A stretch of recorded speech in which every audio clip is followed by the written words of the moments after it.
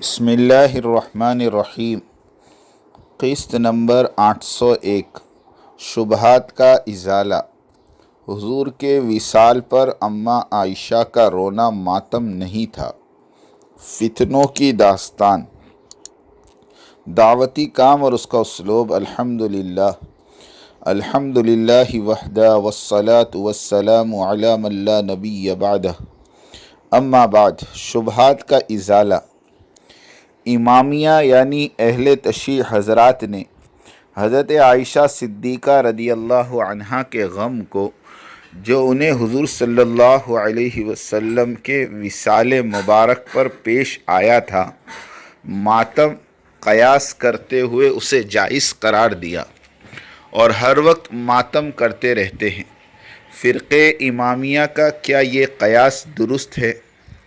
جواب: امامیہ حضرات کا اس واقعے سے ماتم کے جواز کا ثبوت لینا عقلی اور نقلی طور پر غیر درست اور بے بنیاد ہے۔ امامیہ حضرات جب بھی دلیل دیتے ہیں تو صرف اپنے مطلب کی بات کرتے ہیں اور واقعہ اور روایت پوری طرح سے پیش نہیں کرتے۔ جس واقعے سے حضرت عائشہ کا ماتم ثابت کرنا چاہ رہے ہیں، اس واقعے کی مکمل روایت نقل نہیں کرتے، اور مکمل روایت بیان کیے بغیر فیصلہ لینا غیر درست ہے۔ اصلی روایت ملاحظہ ہو۔ حضرت عائشہ صدیقہ رضی اللہ عنہا سے مروی ہے کہ نبی کریم صلی اللہ علیہ وسلم کا وصال میری گردن اور سینے کے درمیان اور میری باری کے دن میں ہوا تھا۔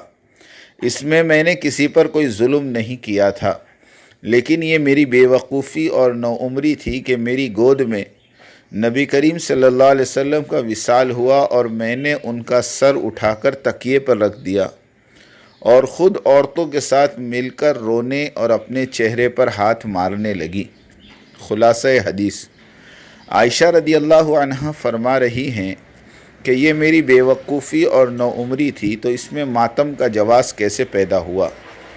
نمبر 2، یہ وفات کسی عام بندے کی نہیں تھی، بلکہ افضل البشر اور رحمت للعالمین کی وفات تھی، اور عائشہ رضی اللہ تعالی عنہ کے مبارک شوہر کی وفات تھی۔ اہلیہ کو صدمہ زیادہ ہونے کی وجہ سے اگر اسے رونا بھی آ جائے تو کوئی تعجب کی بات نہیں۔ ویسے اگر یہ عمل ہو بھی گیا تو اس میں ماتم کا جواز کہاں سے پیدا ہو گیا؟ ہم حضرت عائشہ رضی اللہ تعالی عنہ کو معصوم عن الخطا ہرگز نہیں سمجھتے، اور امامیہ حضرات جنہیں امام معصوم سمجھتے ہیں ان سے بھی کافی غلطیاں سرزد ہوئی ہیں۔ جیسا کہ امامیہ حضرات کی کتاب ملاذ الاخیار میں لکھا ہے کہ امام علی علیہ السلام نے غلطی سے آدمی کو چوری کے الزام میں اس کے ہاتھ کٹوا دیے تھے، حالانکہ اصل چور کوئی اور ہی تھا۔ حضرت عائشہ رضی اللہ تعالی عنہ سے اگر ایک بار ماتم ثابت بھی ہو جائے جس میں وہ خود اپنی غلطی کا اعتراف بھی کر رہی ہیں، تو کیا آپ لوگ اسے یعنی جس طرح امامیہ ماتم کرتے ہیں اس کی دلیل بنائیں گے؟ اور کیا حضرت عائشہ رضی اللہ تعالی عنہ نے ہر سال ماتم کیا جس طرح امامیہ کرتے ہیں؟ اگر امامیہ حضرات سمجھتے ہیں کہ ماتم کرنا محبت کی نشانی ہے، تو پھر نبی صلی اللہ علیہ وسلم کے وصال مبارک پر حضرت علی، حضرت فاطمہ اور حضرت حسن اور حضرت حسین رضی اللہ عنہم اجمعین نے ماتم کیوں نہیں کیا؟ کیوں سینہ نہیں پیٹا؟ کیوں تلوار سے ماتم نہیں کیا؟ کیوں قومی زنی نہیں کی؟ کیا ان اہل بیت حضرات کو نبی سے محبت نہیں تھی؟ کیا امامیہ حضرات نبی کریم صلی اللہ علیہ وسلم کی وفات پر ہر سال ماتم کرتے ہیں؟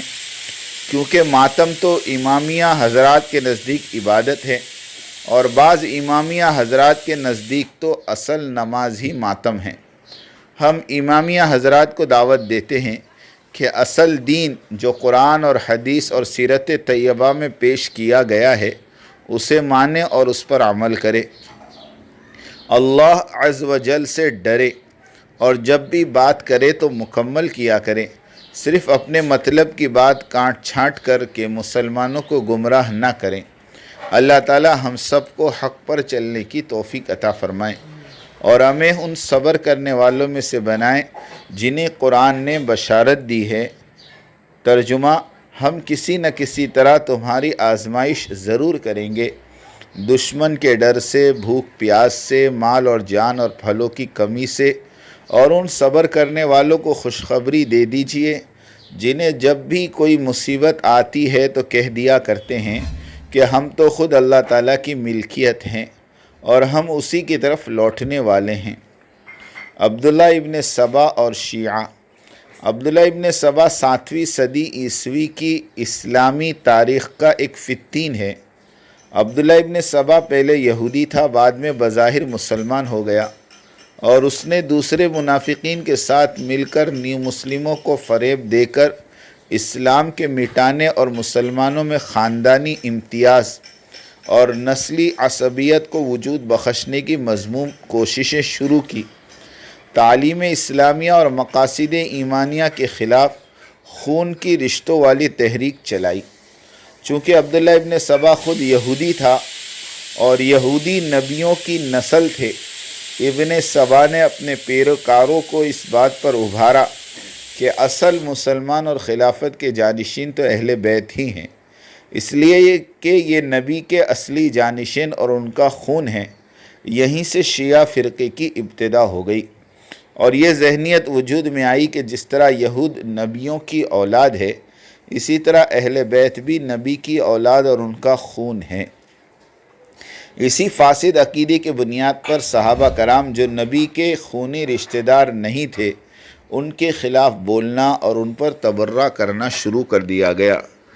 اس فاسد تحریک کو لے کر عبداللہ ابن سبا نے مدینہ، بصرہ، کوفہ، دمشق اور قاہرہ کے تمام مرکزی شہروں میں تھوڑے تھوڑے دنوں قیام کیا اور لوگوں کا ذہن خراب کیا، اور حضرت عثمان غنی رضی اللہ تعالی عنہ کے خلاف نہایت چالاکی، ہوشیاری اور شرارت سے یہ بات چلائی کہ علی مرتضیٰ رضی اللہ تعالیٰ عنہ ہی حقدار خلافت ہے۔ اس طرح نیو مسلم لوگوں کا دماغ خراب کر کے بنی امیہ اور بنی ہاشم کی پرانی عداوت اور عصبیت کو جو مردہ ہو چکی تھی پھر زندہ کرنے کی کوشش کی۔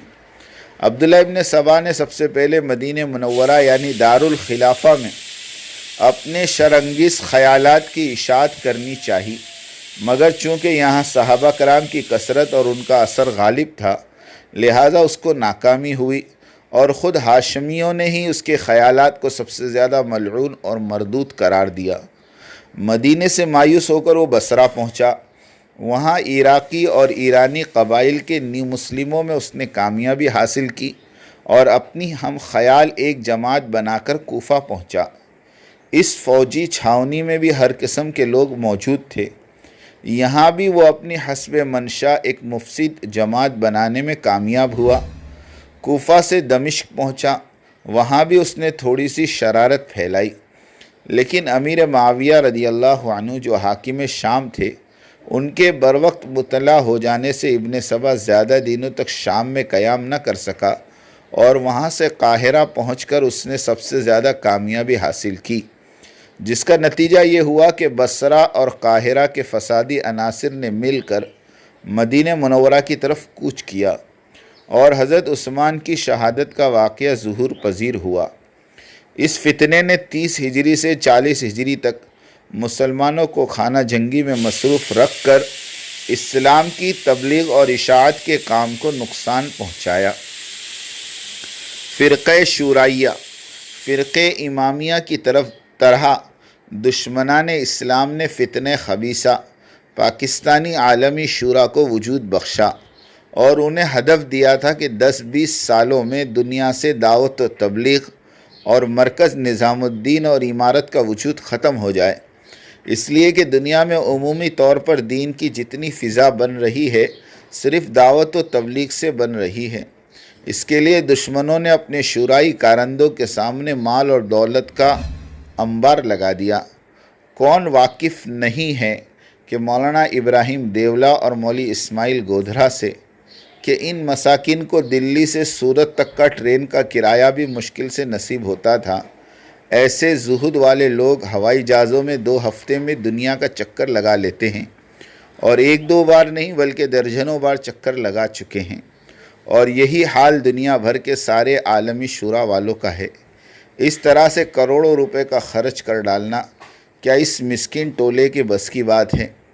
یہ کوئی افسانہ نہیں بلکہ حقیقت ہے کہ فتنہ خبیثہ پاکستانی عالمی شورا جس پاور اور طاقت کے ساتھ اٹھا تھا، اسے دیکھ کر یہی نظر آتا تھا کہ تبلیغی کام، مرکز، امیر، عمارت سب کچھ چند دنوں میں ختم ہو جائے گا، لیکن ایک اکیلے اللہ تعالیٰ نے اس خطرناک فتنے کو اپنی قدرت کاملہ سے بھسم کر دیا اور نیم مردہ بنا کر چھوڑ دیا۔ مولانا ابراہیم صاحب دیولہ دامت و برکاتہم کے ابتدائی بیانات پر نظر ڈالیے تو پتہ چلے گا کہ کس طرح کا تشدد اور نفرت ان کے دل میں مرکز نظام الدین کے بارے میں پایا جاتا تھا۔ فرماتے تھے کہ مراکز بنتے اور اجڑتے رہتے ہیں، مرکز اصل نہیں، کام اصل ہے۔ مرکز نظام الدین ایک درگاہ ہے اور الیاسی گھرانے والے اس کے مجاور ہیں، وغیرہ وغیرہ۔ کیا کوئی اعتدال پسند بزرگ کی زبان سے اس طرح کے متنفرانہ اور باغیانہ کلمات نکل سکتے ہیں؟ کیا اللہ والے اس طرح کی فتنے بازی کر سکتے ہیں؟ کیا یہی معیار ہے اللہ والے ہونے کا؟ ہم شروع دن سے لکھتے آ رہے ہیں کہ دعوتی کام اور اس کے مرکز نظام الدین کے دوست اور دشمنوں کو پہچانو۔ بہرحال مخالفت تو ایک حد تک روا ہے، مگر مخالفت کے عنوان پر فتنہ کھڑا کرنا، مسلمانوں میں پھوٹ ڈالنا، اپنے علیحدہ سے مراکز بنانا، حضرت رابع مولانا سعد صاحب پر سب و شتم کرنا، مختلف زبانوں میں کتابیں چھپوا کر ساری دنیا میں وضاحت کے نام پر جھوٹ، غیبت، بہتان اور منافرت پھیلانا، کیا یہی نہج اکابرین ثلاثہ ہے؟ کیا یہی سیکھا تھا 50-60 سال کی تبلیغ میں؟ کیا اسی دن کے لیے قربانیاں دی گئی تھی؟ کیا مرنا نہیں ہے؟ حشر میں اللہ کو منہ دکھانا نہیں ہے؟ کیا اللہ کے سامنے یہی کہو گے کہ اللہ میں نے دعوت کے نام پر تیرے بندوں کے درمیان میں فتنہ، فساد اور پھوٹ ڈال کر آیا ہوں؟ ابھی بھی سانسیں باقی ہیں، توبہ کر لو، اپنا رخ صحیح کر لو، ورنہ حسن خاتمے سے محروم کر دیے جاؤ گے۔ کوئی باغی ایسا نہیں ملے گا جس کا خاتمہ بالخیر ہوا ہو۔ حضرت حسن ابن علی رضی اللہ عنہما کا کارنامہ۔ حضرت حسن رضی اللہ تعالیٰ عنہ نے سن 41 ہجری میں خوارج اور شیعہ فرقے کی وجہ سے امت مسلمہ میں اس تفرق و تشتت کے تباہ کن نتائج محسوس کیے تو عبداللہ ابن سبا اور اس کے ساتھیوں کا پیدا کردہ فتنے کا بڑی ہمت اور بہادری سے مقابلہ کیا اور اسے ختم کیا، اور امت مسلمہ بکھرتے بکھرتے پھر سے ایک مرکز سے وابستہ ہو گئی۔ عبداللہ ابن سبا کے متعلق یہ بھی کہا جاتا ہے کہ یہی پہلا شخص تھا جس نے حضرت علی کی خدائی کا دعویٰ کیا تھا، جس پر حضرت علی رضی اللہ تعالیٰ عنہ نے اسے زندہ جلا دیا تھا۔ اب یہ امامیہ فرقہ یہی کہتا ہے کہ علی حقیقی مولا ہے اور علی اللہ کے رکن ہیں، اس لیے امامی فرقے والے اٹھتے بیٹھتے جس قدر علی اور حسین کا نام کی مالا جپتے ہیں، اس کا عشر عشیر حصہ بھی اپنے حقیقی مولا اللہ کا نام لیتے نہیں پائے گے۔ عبداللہ ابن سبا یہودی جس طرح مغضوب عند اللہ تھا، اس کے ماننے والے بھی مغضوب عند اللہ ہیں۔ امت کو توڑنے کی محنت۔ ہر زمانے میں ہر فتنے باز کا اپنے ایجاد کردہ فتنے سے ایک ہی مقصد رہا ہے کہ کسی طرح سے امت محمدیہ صلی اللہ علیہ وسلم کو توڑ ڈالیں اور اس امت کی اجتماعی قوت کو ملیا میٹ کر دیں اور اپنی پارٹی بنا لیں تاکہ دین کے نام پر اپنی بادشاہی چلائے، اور یہ فتنہ برپا کرنے کے مختلف ہیلے ڈھونڈا کرتے رہے ہیں۔ مثلاً یہ ہیلا بازی کرتے تھے کہ امیر کے عقائد بدل گئے، اعمال بدل گئے، انصاف نہیں ہو رہا، دعوتی کام کا نہج بدل گیا، وغیرہ وغیرہ۔ خوارج، معتزلہ، جہمیہ، قدریہ، موجودہ وقت کا فتنے عالمی شورا، یہ سب ایک ہی کشتی کے سوار ہیں۔ صرف زمانے بدلا ہوا ہے اور لوگ بدلے ہوئے ہیں، باقی وہی بندر باٹ والا کام جاری ہے۔ جس طرح قصاب کے اس کا کام ہی ٹکڑے ٹکڑے کرنا ہے، چاہے وہ قصائی کرنے اول کا ہو کہ 15ویں صدی ہجری کا، کام تو ایک ہی ہے کہ بس ٹکڑے ٹکڑے کرتے رہو۔ ان ظالموں نے امت مسلمہ میں چلنے والی 100 سالہ تبلیغی اجتماعیت کو بڑی بے دردی سے توڑا ہے، جس کی وجہ سے سینکڑوں طلاقیں ہوئی، گھر اجڑے، قتل و غارت ہوئی۔ اللہ اس فتنے کو نیست و نابود کر دے جس طرح سابقہ فتنوں کو نیست و نابود کیا ہے۔ الفتنۃ اشد من القتل، فتنہ قتل سے زیادہ سخت ہوتا ہے۔ بڑا بننے کے شوق میں آدمی فتنہ کھڑا کرتا ہے اور فساد برپا کرتا ہے۔ حضرت مولانا محمد احمد صاحب بھاولپوری رحمۃ اللہ علیہ فرماتے تھے کہ بعض لوگ اپنی بادشاہی چلانے کے خاطر مرکز نظام الدین چھوڑ کر بھاگ گئے ہیں اور اپنے مراکز بنا رہے ہیں۔ انہیں چاہیے کہ مرکز نظام الدین واپس جائیں، ورنہ حسن خاتمے سے محروم ہو جانے کا اندیشہ ہے۔ فائدہ، ہم تو کہتے ہیں کہ یہ لوگ نہ بھاگے ہیں نہ ہی نکلے ہیں، بلکہ اللہ تعالیٰ نے انہیں اپنی قدرت سے نظام الدین سے باہر نکال کر پھینکا ہے، جس طرح مری ہوئی مچھلی کو سمندر باہر پھینک دیتا ہے۔ فتنہ کس طرح برپا کیا جاتا ہے؟ شیطان نے ایک بزرگ سے کہا کہ چلو میں آج تمہیں بتاتا ہوں کہ میں فتنہ اور فساد کیسے برپا کرتا ہوں۔ دونوں چلے، ایک ریسٹورنٹ میں گئے، ملائی دار دودھ کا آرڈر دیا اور ملائی کا ایک چھوٹا سا ٹکڑا دیوار پر پھینکا۔ بڑی سی چھچندر ملائی کے ٹکڑے پر جھپٹ پڑی۔ ریسٹورنٹ کی بلی نے چھچندری پر حملہ کیا۔ کوئی بابو صاحب کھانا کھا رہے تھے، بابو صاحب کا کتا تھا، کتے نے بلی پر حملہ کیا۔ ریسٹورنٹ والے نے کتے کو مار ڈالا۔ بابو صاحب نے پستول نکال کر 4-6 ریسٹورنٹ والوں کو مار ڈالا۔ شیطان نے بزرگ سے کہا فتنہ اس طرح برپا کیا جاتا ہے۔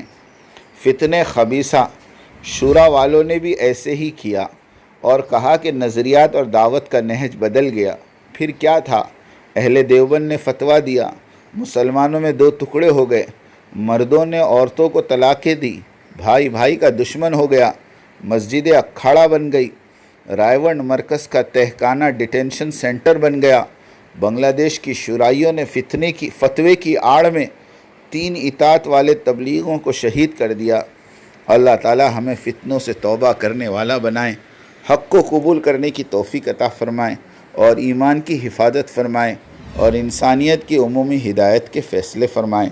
آمین وآخر دعوانا۔ بات کو سمجھنے کے لیے سب سے پہلے آدمی اپنے ذہن کو اور اپنے برتن کو اعتراض اور تردد اور اشکال سے خالی کرے، اس لیے کہ اگر کسی بات کو بھی مفہوم مخالف اور کسی بات کو بھی کسی دوسرے عمل کی تردید یا اس کی تنقیص یا اس کی افادیت کو کم سمجھنے کے سوء ظن کے ساتھ سنا گیا، نفع کی باتوں سے نقصان ہونا یقینی ہے۔ اس لیے سب سے پہلے ہم اس کی نیت کریں، پوری بات سنیں گے، آگے پوری بات نقل کریں گے۔ آدھی سننا یہ بھی دین و دعوت کے لیے ناقص، اور آدھی بات کا نقل کرنا یہ تو بڑے فساد کا ذریعہ ہے۔ اس لیے بہت توجہ کے ساتھ بات سننی ہے۔